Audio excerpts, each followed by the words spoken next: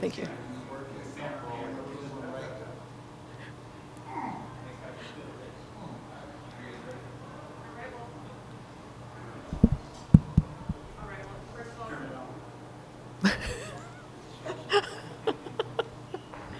For the fourth time. There we go. There you go. How are you feeling after a performance like that? I'm good. You know, there's always, I'm always my biggest critic. There's always things I feel like I could do differently. Definitely a weird situation when it's a friend, so you have to change the dynamics how you do things. But all in all, I saw an opportunity. I seized it. Ilima and I talked. We knew that in any situation, if she was in that same position, she would have to do the same thing. How did it feel in the fight? Because I know you go in knowing I'm fighting a friend, I'm fighting a teammate, but how was it when you were actually in there, especially seeing her hurt through most of it? Yeah, definitely at the end is when it really all crashed and I was able to take it all in. In the midst of the fight, I was just trying to treat her like an opponent, just make sure that I was doing everything that I was supposed to do. But as soon as like that kick was thrown, it was dropped, and I saw the ref stepped in, that veil that was separating and changing the emotion for everything was able to fall away and just see her. And I was upset with the ref. He's like, get away from him. I'm like, excuse me, I'm not trying to hurt her. I'm trying to check on her. We've talked about this. She's not going to be upset that I'm there hugging her. What did you guys say to each other afterwards? Just said that we love each other. She just said, like, don't feel bad. There's no apologies for what you did. And I just told her to keep her head up and that she was an absolute savage and a beast. Was there any surprises in there? I know that it's somebody you know very, very well, so maybe not, but... Yeah, I mean, we haven't trained together in about 2 years or so, and I know that she's been working a lot of her Muay Thai, so her throwing a body kick, honestly, was something I was really surprised about, because Ilima hates kicking. Her throwing any leg kicks was super impressive, so that came as a surprise, and it was honestly nice and refreshing to see her changing things up and adding more stuff to her game. And we couldn't hear back here, so I apologize if you've already explained this, but who would you like to fight next, and when would you like to get back in there? I'm going to take some time with my family. Every time that I'm in fight camp, I go away to the East Coast for 2 months to be away and to just concentrate on the fight for 2 to 3 months. And so I haven't seen my son. I haven't seen my wife. They've been going through a lot, so I want to spend some time with them. Hopefully enjoy the holidays, because I don't usually get to do that. And then next year, I'd like to start ramping it up, and I'd love to face Kana Watanabe in Japan. It's my dream. It's my bucket list is to fight back home. I want to go home. And I know there's a lot of kind of ups and downs. We don't know what's happening with Bellator. We don't know if there will be Bellator, if it'll be in a different venue. What would you like to see happen? Would you like to see everything kind of stay the same, or would you like to see a change and see some new excitement? Yeah, I'm always open for change. Having been in this game for so long and been a part of so many purchases and changes, I'm just grateful that I'm still living this life and enjoying every moment. And if we're under a new banner and it happens to be a PFL that happens to do the buyout, great. My biggest hope is that they open up a 135 division, whether that's here in Bellator or in another organization. That's my dream, is to be able to hold a belt in the 135 division now in addition to 125. Liz, right over here. We saw a matchup between great friends and training partners earlier this year in the PFL between Hausch Manfio and Nathan Schultz. How, if at all, was it different for you inside that cage, fighting a good training partner and friend in Ilima-Lei Macfarlane? No, I really went into it just trying to make sure I did everything calculated and smart. I knew ultimately where she wanted to be was on the ground, so I knew that I had to be smart with not overcommitting on strikes, not overcommitting on kicks, and even if I saw openings for kicks to the head, opening for kicks to the body, but I knew that that's what she was hoping for, is to just be able to fall on a kick and take it to the ground. I mean, she was willing to almost Berimbolo roll just to be able to get something, and not that that's not where I feel comfortable. I have finishes on the ground. I feel really confident there. I wanted to play to my strengths, and I knew that I could finish it on the feet or look for an opportunity to just finish her with an open strike somewhere. So I was just trying to play it smart, and then, like I said, as soon as that veil was fallen, the fight was done, then I could look at her as a friend that she is and somebody I care about. Absolutely, and it seemed like both of you guys started off a little bit on the slower hand in the first 2 rounds. Would you attribute that to being so familiar with one another in the training room, or would it be more just on the side of caution? I'd say that it would be 2 things. I certainly think that going with somebody that I've trained with for so long, it certainly plays a role into it, just knowing the openings that they've seen before and wanting to be cautious and not make mistakes and not do things that I've done before in the training room. But it was also just wanting to pick her apart and wear her out. I knew that I had the cardio to dance around the cage for as much time, and I know under that, like most people, when they start to get frustrated, is they overcommit and they tend to make mistakes. So I was trying to make her make a mistake that I could capitalize on. Awesome, and last one from me. You did mention the hopes of the Bellator to open up a 135-pound division for the ladies, and something that I was thinking about was, would you ever consider even moving up to 145 and challenging Cyborg for that belt? There's no way. I don't even walk around at 145. So the possibility of like she cuts, and I know she's an enormous woman that puts her body through more than I think most fighters do to make it to 145. And so I'd just be walking there fully clothed onto the scale. That just doesn't make sense.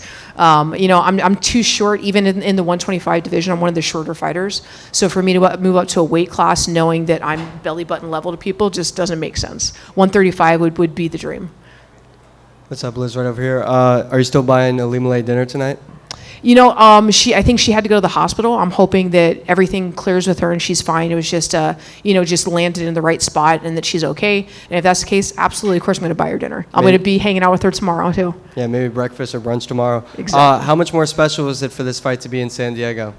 It was so special to have. I could hear my family, my friends. I was trying to tune them out, and it's so weird when I have been doing this for almost 14 years, and for the most part, I've always fought in places where my family and friends weren't able to attend for one reason or the other.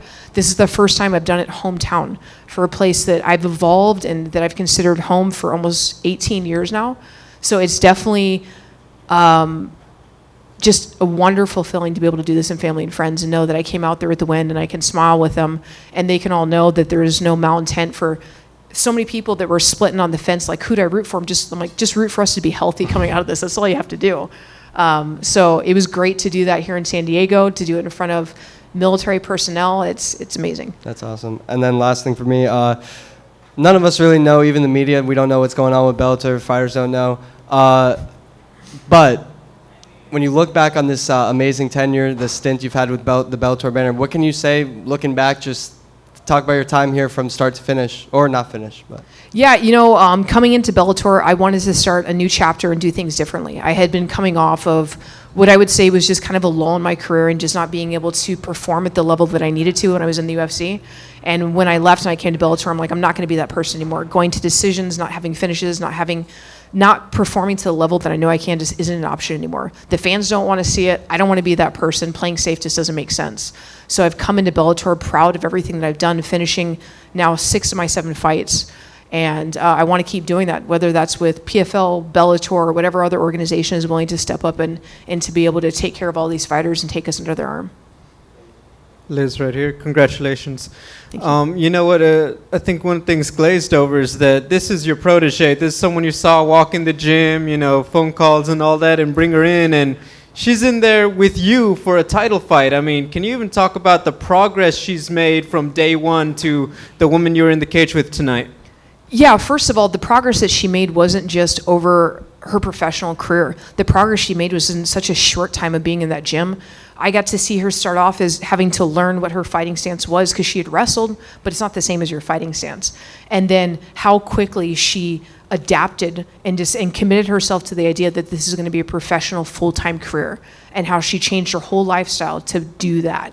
And then watching as she built up the 125 division. Bellator's 125 division for women was non-existent before Ilima. She built it up, she did everything great by it, and she showcased what it meant to be a champion and treated fighters with so much respect no matter what happened. And then each fight, you just see her pull off these super cool finishes, showing off the 10th planet system with all these cool things. She's grown so much, and I knew going in there with as much growth as she had, it wasn't going to be an easy fight. I've trained with her, I know how it was, and then I've seen her. I knew that tonight was going to be a difficult one, even just putting aside our emotional investment in each other, just for how much she's grown as a fighter.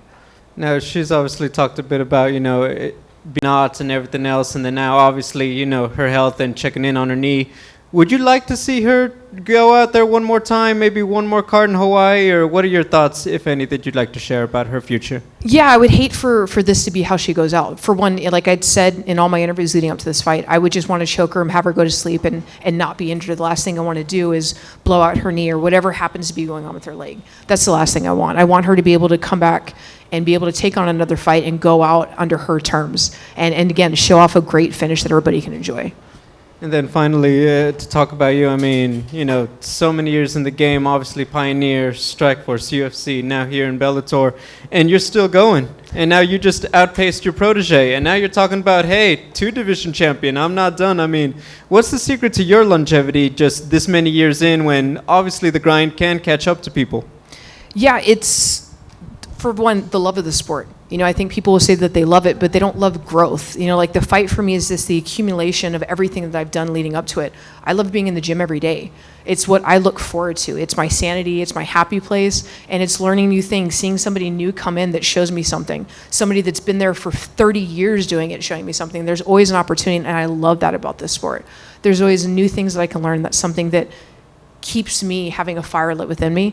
And then I've honestly been doing stem cell. I go down to the CPI Stem Cell Institute at Chipsa Hospital, and I feel like that has helped my body so much in being able to recover and do things right and be able to stay here stronger than ever. Liz over here. Congratulations on the victory. Thank you. IlimaLei had a little bit of a rough week this week with the weight miss. She said that the first person she contacted was you. What advice did you give to her as a good friend? I just let her know that, for one, like, it was no hard feelings. For one, I've faced multiple opponents before where they haven't made weight, and I'll see them and they're like, yeah, I'm good, and they show up 11 pounds over. And I'm like, that's not good. You're not anywhere close to making weight. She at least was like, hey, I'm kind of struggling, and let me know going into this. So there's never a doubt in my mind. And I've had other opponents do the same thing. I respect that. You're forthright. You're not trying to trick anybody here and that you're going to make weight, right? So that I respect. And I told her, I was like, hey, I have any of my weight cutting stuff. I have a wet sauna. I have a dry sauna. If you want to use any of my stuff, I can come help you. You can use any of it. If you're done and your body can't take anymore, do what's healthy for you. I know you're close. Whether that means you want to keep cutting, I'll help you. If you're done, that's fine as well. Just do whatever's safe for you. You're the first person to ever finish her in her career. How does that make you feel? And then will there be bragging rights when you guys finally do go do that dinner? If her leg's okay, then yeah, there's bragging rights, and I can certainly say that. If her leg's not okay, it's a different feeling. She's still my friend. She's still somebody I care about.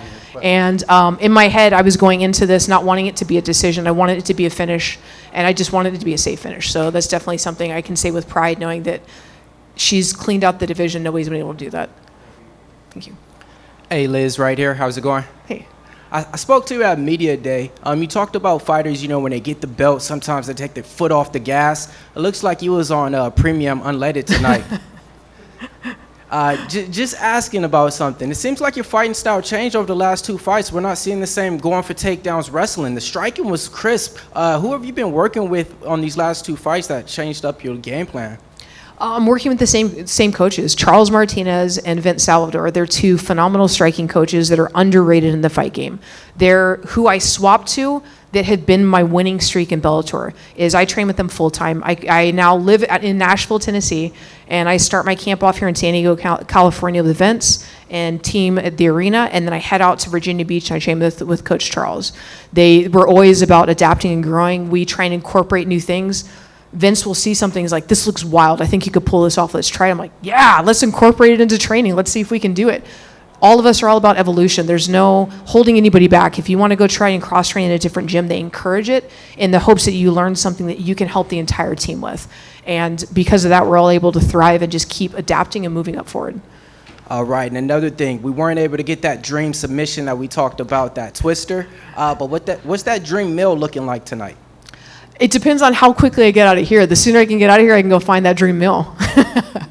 And last but not least, one more thing. You did talk about, you know, defending the belt and getting another belt in another division. Would you be considering moving up or moving down if that's the case? Moving down isn't a possibility. 125 is a rough cut. I play it off, and I keep a smile and I keep it on my face because I'm happy to be here and to have these opportunities. But in all honesty, it's a really rough cut. I should be a 130 fighter, not a 125er, not 135er. So if I can get that 135 belt, that's going to make my dream come true. Hey, Liz. So it seemed like Ilima hurt her leg at some point earlier in the fight. When did you pick up on that, and did you decide that that was something that you were just going to keep pressuring until the fight was over? Yeah, I would say that I started to really pick up on it towards the end of the second into the third round where I noticed it was bothering her. But I also know that where she wanted to be was on the ground to pull off submissions or slice with elbows. I know how bony and sharp her elbows are. And even if I wasn't worried about getting submitted, an accidental elbow that that grazes, that ends a fight. So I was just trying to play it smart, not get in those situations, and I didn't want to overcommit and chase something that would compromise me and put me in a position that would cost me the fight. You called for a Kana Watanabe rematch in Japan after this. What is your interest in that fight, and why in Japan? Japan, I grew up in Okinawa, Japan, and it's always been my dream once I got into fighting to go back home. I have not been back to Okinawa since 2006. And that's a really sad idea because there's so many memories I have there, and I love that culture, I love that community, and I want to go back and visit. So it would be my bucket list to be able to fight in Japan. I don't see it happening in Okinawa because it's so small, so it'd have to be mainland Japan. And I think that with Kana's following in Japan, it only makes sense that she could help bring it there and bring a lot of people wanting to show up for it so we can make that fight happen. Thank you. Thank you. Thank you.